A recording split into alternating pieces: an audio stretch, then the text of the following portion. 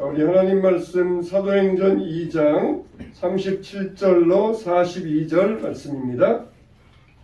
신약성경 189면 사도행전 2장 37절로 42절. 우리 찾으신 줄 알고 우리 한 목소리로 또박또박 천천히 읽겠습니다. 시작. 그들이 이 말을 듣고 마음에 찔려 베드로와 다른 사도들에게 물어 이르되 형제들아 우리가 어찌할꼬 하거늘 베드로가 이르되 너희가 회개하여 각각 예수 그리스도의 이름으로 세례를 받고 죄 사함을 받으라. 그리하면 성령의 선물을 받으리니 이 약속은 너희와 너희 자녀와 모든 먼데 사람 곧 주 우리 하나님이 얼마든지 부르시는 자들에게 하신 것이라 하고 또 여러 말로 확증하며 원하여 이르되 너희가 이 패역한 세대에서 원을 받으라 하니 그 말을 받은 사람들은 세례를 받으매 이날에 신도의 수가 3,000이나 더하더라. 그들이 사도의 가르침을 받아 서로 교제하고 떡을 떼며 오로지 기도하기를 힘쓰니라. 아멘. 따라서 하겠습니다. 성령의 선물, 성령의 선물 받으시길 주님의 이름으로 축원합니다. 우리가 내가 뭔가를 받았어요. 내가 돈을 주고 받았으면은 이게 뭡니까? 상품이에요. 근데 내가 뭔가를 받았는데 이 사람이 나한테도 뭔가 주기를 원해요. 그거는 뇌물입니다. 그런데 선물은 그냥 받는 거예요. 상품으로 돈을 지불하고 받는 것도 아니고 대가를 바라고 받는 것도 아니고 그냥 아무런 대가 없이 돈 지불 없이 무료로 공짜로 받는 게 선물입니다. 우리 하나님의 선물은 참 많아요. 우리가 구원받은 것도 하나님의 선물이고 여러분 이렇게 건강을 얻는 것도 하나님의 선물이고 솔로몬처럼 지혜롭게 되는 것도 하나님의 선물이고 또 하나님의 선물 가운데 가장 좋은 게 뭐냐? 성령의 선물이에요. 성령의 선물. 예수님께서 구하는 자에게 좋은 것을 주시지 않겠느냐? 그랬을 때 그 좋은 것이 뭡니까? 성령의 성령. 악한 자라도 자식이 생선을 달라 하면은 뱀을 줄 아버지가 누가 있겠느냐? 악한 자라도 자기 자녀에게 좋은 것을 주지 않겠느냐? 하물며 하늘에 계신 너희 아버지께서 구하는 자에게 성령을 주시지 않겠느냐? 아멘. 성령을 대가 없이 지불 없이 우리에게 무료 선물로 주시겠다는 것입니다. 오늘 또 여러분 성령의 선물 받으시기를 주의 이름으로 축원합니다. 아멘. 성령의 선물 받으면 어떻게 되느냐? 오늘 말씀 보면은 베드로가 설교한 말씀이에요. 베드로가 설교했을 때 첫째로 이들은 성령의 선물로 심령의 찔림을 받았다 그랬어요. 여러분 이게 성령의 선물입니다. 찔림 받는 게 성령의 선물입니다. 베드로가 어떤 설교를 합니까? 지금 세계 각처에서 하나님께 제물을 드리려고 예루살렘에 모인 사람들이 수만 명이 있어요. 수만 명이 하나님께 나와서 제물을 드리려고 찾아왔습니다. 근데 그들 앞에서 베드로가 한 설교를 뭡니까? 너희가 바로 나사렛 예수를 십자가에 못 박았느니라. 그런 설교를 한 것이에요. 아니 무슨 생뚱맞는 소리냐? 우리는 지금 예루살렘에 올라왔고 우리가 듣기에 예수를 십자가에 못 박은 사람은 빌라도고 로마 군인들인데 왜 우리한테 그걸 뒤집어 씌워가지고 너희가 예수 그리스도를 십자가에 못 박았느니라. 무슨 이렇게 가당치 않은 말을 하느냐? 그렇게 들을 수 있었는데 이 설교를 듣는 사람들은 그 설교를 들었을 때 찔림을 받았다 그랬어요. 그렇구나. 우리가 예수 그리스도를 십자가에 못 박았구나. 바로 내 죄 때문에 예수 그리스도께서 십자가에 못 박혀 죽으셨구나. 그러면서 찔림을 받았다는 것이에요. 이게 바로 은혜입니다. 여러분 예수님께서 내 죄 때문에 돌아가셨다 그랬을 때에 내 죄 때문에 돌아가셨다는 것이 여러분들에게 깨달아지는 것, 이게 바로 하나님의 은혜이며 은혜의 선물인 것입니다. 정말 예수님은 누구 때문에? 바로 내 죄 때문에.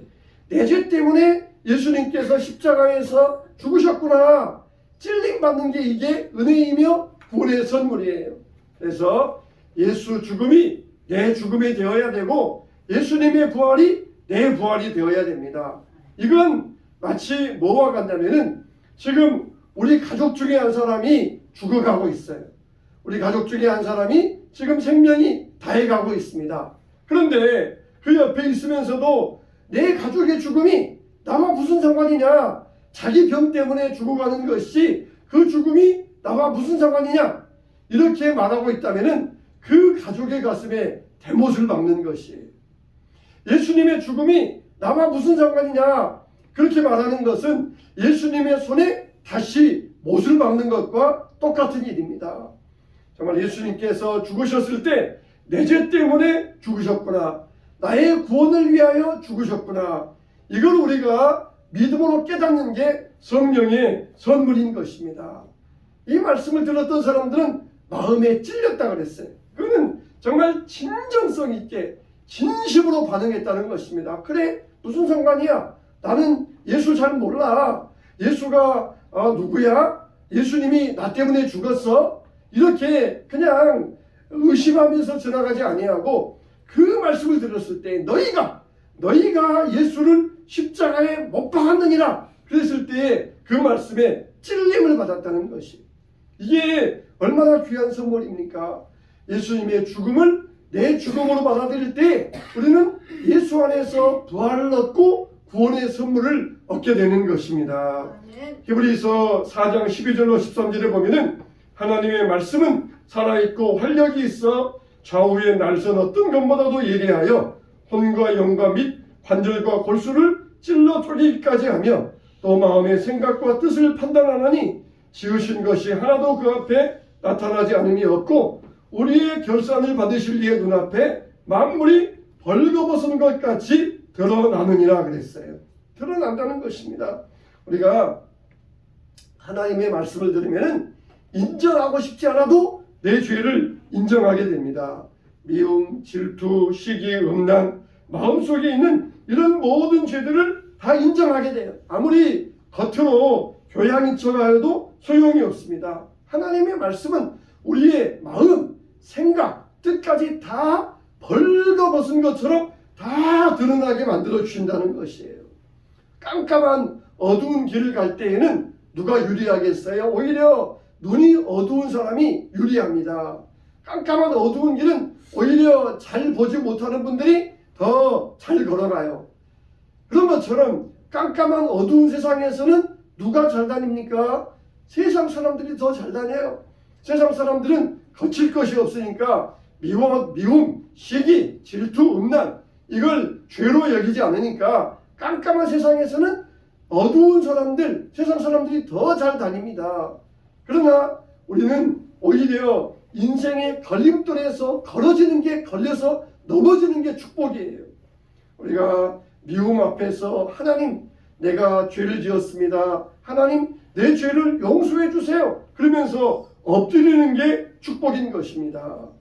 이스라엘 백성들, 유대인들이 베드로의 설교를 들었을 때 나와 무슨 상관이냐, 그러지 아니하고 내 죄 때문이구나, 내가 예수 그리스도를 십자가에 못 박았구나, 그러면서 마음에 찔림을 받고 통회하며 자복했을 때에 그들에게 성령의 선물이 임하게 되었던 것입니다.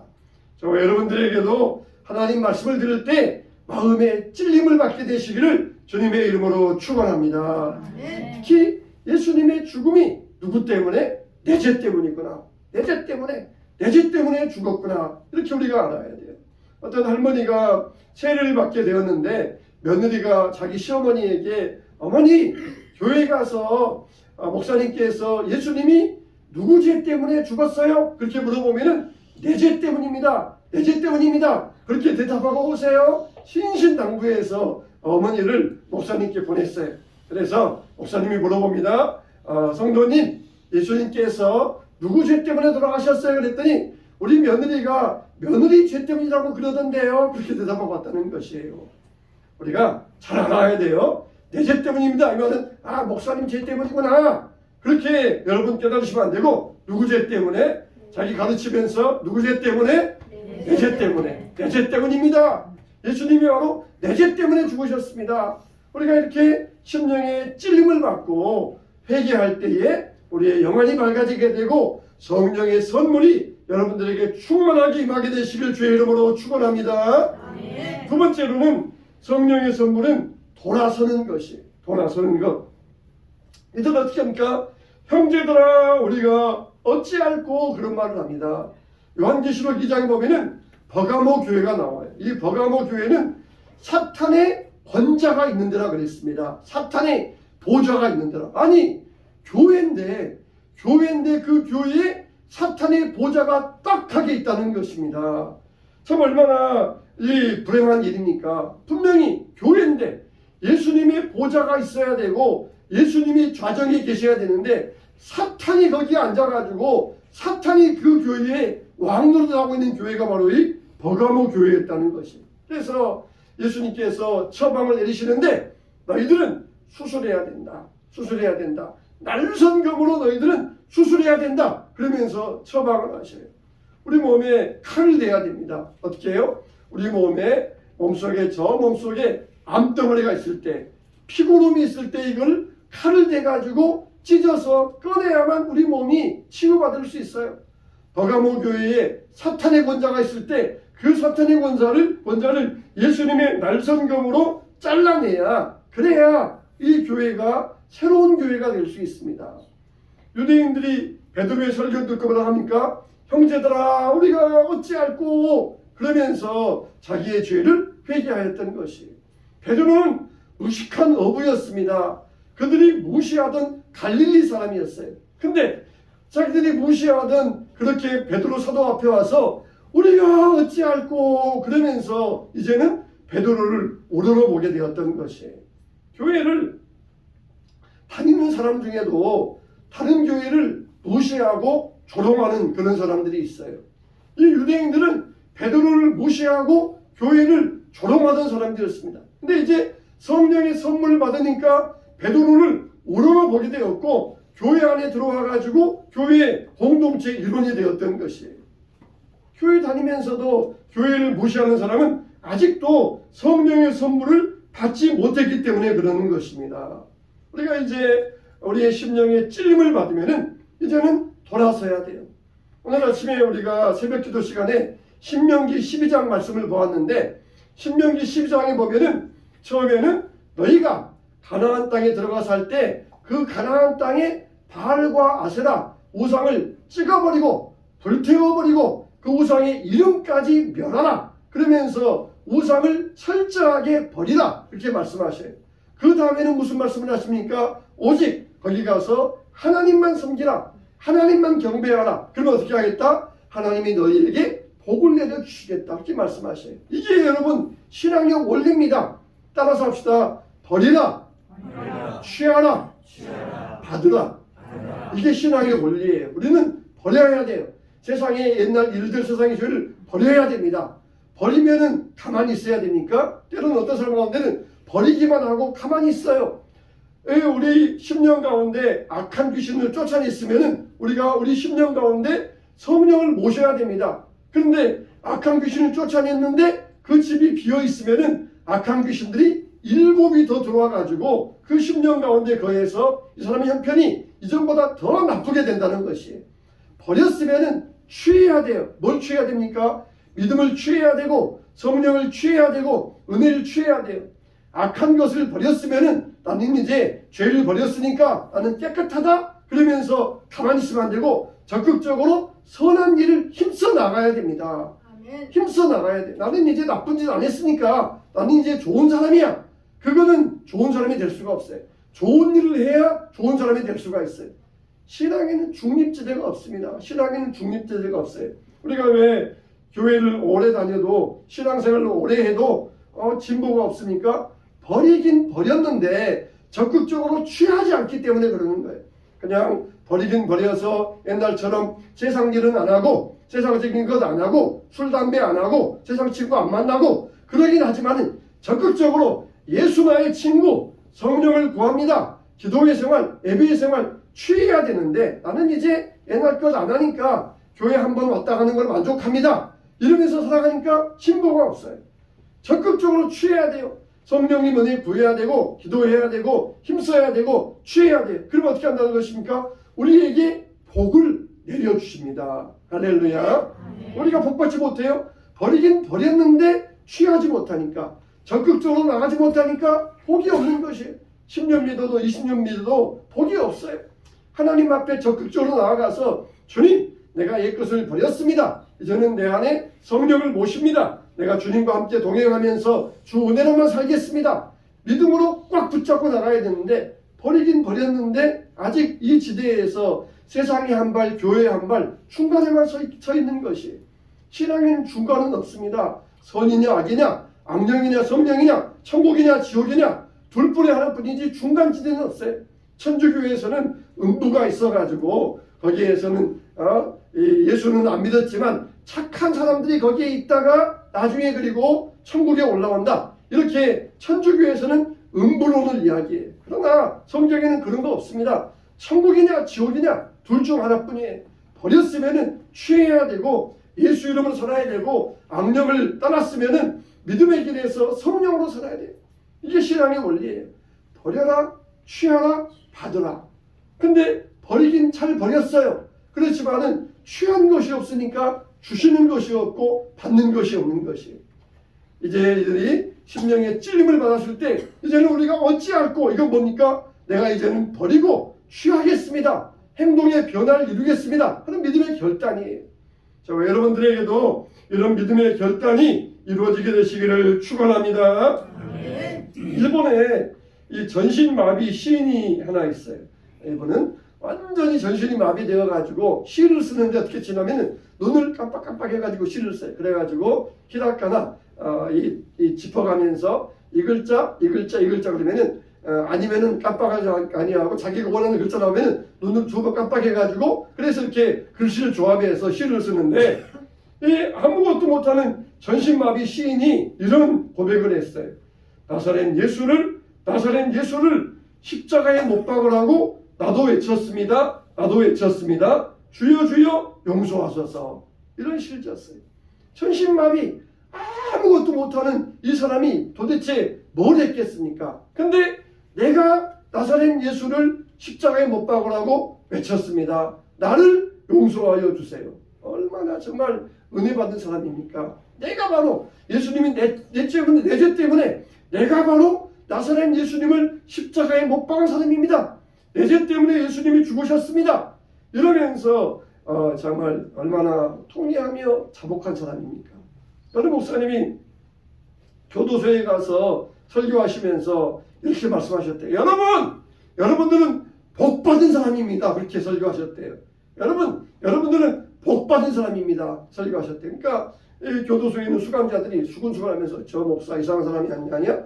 자기가 교도소를 안 와보니까 교도소가 좋은 줄 알고 교도소에 온 사람들은 복받은 사람이라고 참 이상한 말 하네. 그렇게 이야기했어요. 근데 그 다음에 하신 말이 뭐냐면은 여러분들은 교도소에 왔기 때문에 여러분들이 확실히 죄인이라는 것을 깨닫지 않았습니까? 그런데 밖에 있는 사람들은 착하게 살면서 나는 의인이야. 내가 무슨 죄를 지었어? 나는 죄가 없어. 그러기 때문에 그들은 자기 죄를 깨닫지 못합니다. 그러나 여러분들은 교도소에 와가지고 내가 어렸을 때부터 부모 속만 썩였습니다. 내가 집에서 아내를 괴롭혔습니다. 내가 이웃 사람들에게 못된 짓만 했습니다. 이걸 깨달았기 때문에 여러분들은 복받은 사람입니다. 할렐루야. 아멘. 의인들은 정말 나는 의로운 사람이야. 나는 죄 지은 게 없어. 그러면서 교양 있는 척이에요. 차라리 교도소에 들어온 사람들은 맞아. 나는 죄인이야. 나는 잘못했어. 그렇게 깨달을 수 있기 때문에 그게 얼마나 복된 일입니까? 사실 햇볕 앞에서 우리가 어느 빛이 햇볕 앞에서 빛을 비출 수 있겠습니까? 아무리 이런 밝은 전등이 있다 할지라도 햇볕이 쬐이는 곳에 이 전등을 내놓으면 이 전등은 아무것도 아니에요. 우리는 다 이 전등과 같은 존재들이에요. 이 정도 밝고 이 정도 착하니까 나는 의인이다. 그렇지만 이 예수님의 성령의 햇빛에 비춰보면 아무리 밝은 빛도 이것은 아무것도 아니에요. 하나님께서 보실 때는 다 50보 100보 차이입니다. 50보 100보. 야, 너 나쁜 놈. 왜 이렇게 멀리 도망갔어? 자기도 도망가고 있으면서 나쁜 놈. 그러면서 볼 때 다 50보 100보 차이예요. 교도소에 있는 사람이나 밖에 있는 사람이나 하나님 보실 때는 다 50배 100보 별 차이 없는 사람들이에요. 근데 차라리 교도소에 있는 사람들은 나는 죄인입니다. 그렇게 철저히 깨달으니까 그게 얼마나 복된 일입니까? 그게 얼마나 복된 일입니까? 이사야가 성전에 들어갔을 때 그 성전에 하나님의 영광이 가득했어요. 연기로, 하나님의 영광이 연기로 성전에 그냥 무게무게 피어올랐고 하나님의 옷자락이 온 성전에 가득했습니다. 그때 이사야가 뭐라 그럽니까? 화로가 나여 망하게 되었도다. 그러면서 하나님 앞에 자기 죄를 고백하지 않습니까? 그래서 천사가 제단 숯불 가져다가 입술을 찢어주고 새로운 사람 만들어주지 않습니까? 이사야 선지자가 무슨 죄를 지었기 때문에 그랬겠습니까? 무슨 죄를 지었기 때문에? 자기 민족을 돌아볼 때 자기도 죄인이었다는 것이 내 잘못이다, 내 잘못이다. 그렇게 이사야가 고백했던 것이 다 내 죄 때문입니다, 내 잘못입니다. 고백했던 것이 이 정말 나는 잘못이 없다, 나는 잘못이 없다. 이게 불치병이에요. 우리 민족이 살아가면서 정치인 탓이다, 경제인 탓이다, 누구 탓이다 그렇게 말하면서 나는 아무 잘못 없다. 이게 불치병입니다. 이게 불치병이에요. 이사야가 바벨론에 끌려가는 자기 민족의 상황을 보면서 이게 바로 내 탓입니다, 내 죄 때문입니다. 그러면서 고백했을 때에 하나님께서 이사야의 입술을 정하게 해주셨어요. 사도 바울도 그랬어요. 오라 누가 나를 이 사망의 몸에서 건져내랴. 대사도 바울, 그런 사도 바울도 이런 고백을 했는데 하물며 우리는 그래야 되지 않겠습니까? 베드로 사도가 설교하면서 너희가 예수님을 영접하고 회개하고 죄사함 받고 성령을 받으라, 성령을 받으라. 그러면 우리가 여기에서 궁금증이 생겨. 죄사함 받고 세례 받고 성령의 선물 받으라. 그러면은 순서상 먼저 우리가 죄를 사함 받고 그 다음에 회개하고 맨 나중에 성령의 선물을 받은 것이냐, 순서가 어떻게 되느냐, 그렇게 궁금증이 생겨요. 그러나 여기서 순서는 전혀 중요하지 않아요. 이게 먼저 올 수도 있고 나중 올 수도 있고 순서는 중요하지 않습니다. 여기는 강조하는 거예요. 강조. 죄사함도 받아야 되고 그리고 세례도 받아야 되고 성령의 선물도 받아야 되고 강조하는 거예요. 야! 문 닫고 나가! 그렇게 이야기하잖아요. 그럼 뭡니까? 어떻게 문을 닫고 나갈 수 있어요? 문을 열고 나가야지. 문 닫고 나가! 그게 뭡니까? 나가고 문 닫아라. 이거는 강조하는 거잖아요. 강조하고 방에서 나가고 그리고 문 닫아라. 이게 강조하는 거잖아요. 그런 것처럼 죄사함 받고 세례 받고 성령의 선물을 받아라. 이거는 순서상 이렇게 해야 된다는 것이 아니라 강조하기 위해서 이걸 다 우리가 받아야 된다. 강조하기 위해서 이렇게 죄사함 받고 세례 받고 성령의 선물을 받아라. 그렇게 우리에게 말씀해 주신 것이에요. 우리는 신앙생활을 학교 다니는 것처럼 신앙생활을 해야 되고 그리고 밥 먹는 것처럼 신앙생활을 해야 됩니다. 학교 다니면서 열심히 공부하는 것처럼 신앙생활을 해야 되고 우리가 천국 갈 때까지 밥 먹는 것처럼 그렇게 신앙생활을 할 수 있어야 돼요. 우리는 정말 아직도 교회는 다니면서 신앙이 뜨겁지 않은 사람이 있다 그러면은 성령의 선물을 받을 수 있어야 됩니다. 그래서 믿음 생활을 우리가 온전히 하기 위해서는 성령의 선물을 받아야 돼요. 주님을 믿는데도 아직도 주님을 세상을 사랑하고 세상을 좋아하는 쪽으로 가는 경우가 있습니까? 아직도 우리가 교회를 다니는데도 미운 사람 만나면은 막 속이 막 부글부글 끓어올라가지고 그 사람을 원망하고 미움이 솟아나오고 있지는 않습니까? 하나님 나라를 갈망하면서도 세상을 바라보면서 우리 마음이 세상으로 향하고 있지는 않습니까? 우리는 천국 갈 때까지 선한 싸움을 싸워야 돼요. 비워라, 취하라, 받으라는 것이 우리가 비워내야 되고 그리고 취해야 되고 그리고 하나님의 성령의 선물 은혜의 축복을 받을 수 있어야 돼요. 누구에게? 하나님께서 이렇게 취하고 구하는 자에게 주시겠다는 것입니다. 너희가 회개하고 죄사함 받고 성령의 선물을 받으라는 것입니다. 믿음의 원리 간단해요. 우리가 버려야 됩니다. 그리고 취해야 되고 그리고 하나님의 성령의 선물을 받고 누려야 됩니다. 우리가 자기를 부인하고 나를 따르라 그랬을 때 자기를 부인할 수 있어야 돼요. 내 속에 지은 죄 이것을 다 고백하고 깨끗하게 내려놓을 수 있어야 됩니다. 우리는 정말 세상의 것을 내려놓으려고 하지가 않습니다. 자녀는 하나님의 것이다. 아무리 말해도 자녀는 내가 잘 키워가지고 잘 공부시켜서 좋은 데 시집 보내고 좋은 데 장가 보내야지. 자녀는 하나님의 것이다. 아무리 말해도 그렇게 순종하지 않아요. 아브라함에게 이삭을 모리아산에 바치라 그랬을 때 아브라함은 순종했는데 우리는 모리아산 앞에 갈 때까지도 머뭇거리면서 순종하지 않고 있어요. 우리의 우상이 되어 있습니다. 우리에게 있는 이것들을 우리가 버려야 되지 않겠습니까? 다 내려놓아야 되지 않겠습니까? 세상 것을 내려놓아야만, 그래야 버려야만 하나님의 것을 취할 수 있고 하나님의 축복과 성령의 선물을 받을 수가 있는 것입니다. 날마다 회개하고 성령의 선물을 받아야 돼요. 세 번째, 이들은 뭐 되었습니까? 성령의 선물은 바로 한 공동체가 되는 것이, 교회가 되는 것이, 바로 이 교회가 성령의 선물입니다. 목사님, 꼭 교회에 나가야 됩니까? 교회 다녀야 됩니까? 내가 혼자 믿고 혼자 성경 읽고 혼자 찬송해도 되지 않습니까? 여러분, 교회는 꼭 나오셔야 됩니다. 교회는 꼭 속해야 돼요. 이 베드로가 설교했을 때 한 번에 3,000명이 회개하고 예수 믿었어요. 그 다음에 또 설교할 때 5,000명이 회개하고 예수 믿었어요. 근데 그 다음부터는 몇 명이 회개하고 믿었다 그런 말이 없어요. 그 다음부터는 10,000명이든지 100,000명이 숫자가 중요하지 않아요. 처음에는 3,000명, 5,000명 이렇게 모여서 함께 예배하고 하다가 그 다음부터는 이제는 각자의 가정으로 흩어져요. 그래가지고 거기에서 또 예배하면서 이 교회 공동체를 하나님의 선물로 받게 되었던 것입니다. 이게 바로 하나님의 축복입니다. 버리고 취했더니 성령의 선물로 교회를 선물로 주시고 교회 안에서 우리에게 모든 좋은 것들을 더해 주셨던 것이에요.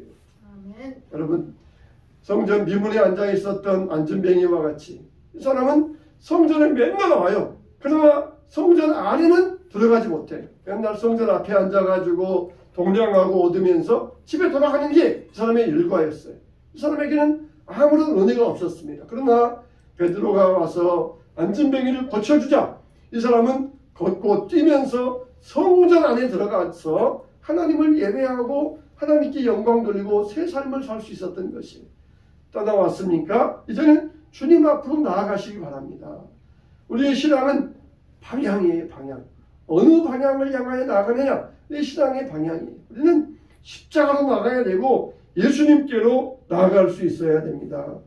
성령은 늘 우리에게 말씀을 통하여 역사하셔요. 베드로가 3,000명을 회개했을 때 이 3,000명을 하는 말이 뭡니까? 말씀을 받은 사람들, 말씀을 받은 사람들이 3,000이었더라. 그 말은 무슨 말입니까? 거기에 지금 딱 세어보니까 3,000명이 딱 모였어요. 그래가지고 베드로의 설교를 딱 듣더니 그 3,000명이 회개했어요. 그런 뜻이 아니라 거기에는 10,000명, 20,000명이 모여 있었어요. 수만 명이 모여 있었어요. 근데 그 중에 말씀을 받은 사람, 베드로의 말씀을 듣고 회개한 사람은 3,000명이었더라. 그런 뜻이. 거기에서 또 뽑아가지고 3,000명을 예수 믿는 사람으로 뽑아서 세워주셨다는 것이. 우리도 마찬가지입니다. 똑같이 앉아서 똑같은 자리에서 말씀을 듣지만 정말 말씀을 받는 사람이 있고 말씀을 받지 않는 사람이 있을 수 있어요. 정말 여러분들은 이 3,000명 가운데 소속된 다 말씀을 받는 자들 되시기를 주의 이름으로 축원합니다. 우리는 내 죄를 보아야 돼요. 내 죄를 보지 못하면 아무런 문제도 해결되지 않습니다. 말씀을 받은 사람, 이 사람들은 다른 사람이 떠나가도 떠나지 아니하고 엎드려 회개하면서, 그러면은 우리가 어찌할꼬 그 다음에 우리가 어떤 단계로 나가야 되느냐, 그러면서 베드로에게 질문하고 새 삶을 살기 시작했던 것이, 말씀을 받는 사람들은 새 삶을 사는 사람들입니다. 그 마음속에서 질문이 일어나요. 그럼 내가 어떻게 해야 될까? 내가 이제는 어떻게 살아야 될까? 이런 마음의 질문이 일어나면서 새로운 생활을 시작하게 됩니다. 초대교회는 120명으로 시작되었지만은 비약적으로 부흥이 일어난, 이거는 바로 인간적으로는 설명할 수 없는 일이에요. 우리는 누굽니까? 우리는 다 교회 안에 속한 자들이에요. 한국에도 교회가 수만 개가 있지만은 다 따지고 보면 다 하나의 교회, 하나의 교회. 뭐 장로교회, 감리교회, 성결교회, 순복음교회 많이 있지만은 따지고 보면 다 하나의 교회, 하나의 교회. 다 예수님을 머리로 하고 그 밑에 들어있는 하나의 교회일 뿐입니다. 우리는 이 교회 공동체 안에서 교회에 속하 있다는 것이 얼마나 큰 은혜이며 하나님의 축복인가, 이걸 깨닫게 되시기를 바랍니다. 성령의 말씀의 선물을 받으면 우리에게 능력이 생깁니다. 그리고 우리가 하나님 안에서 우리의 믿음을 소중하게 여기면서 교회를 소중하게 여길 수가 있습니다. 그렇지 않았던 유대인들은 베드로의 설교를 듣기 전에는 베드로를 무시하고 교회를 무시하고 조롱하였지만 성령의 선물을 받고 베드로의 설교를 들은 다음에는 사도를 존경하고 교회를 소중히 여기면서 자기들의 믿음을 이루어갈 수 있었던 것입니다. 자, 여러분들도 주님 앞에서 성령의 선물을 구하시기 바랍니다. 나에게도 이 성령의 선물을 주시옵소서. 성령의 선물을 받기 원합니다. 성령의 선물 보따리 안에는 많은 것들이 들어있어요.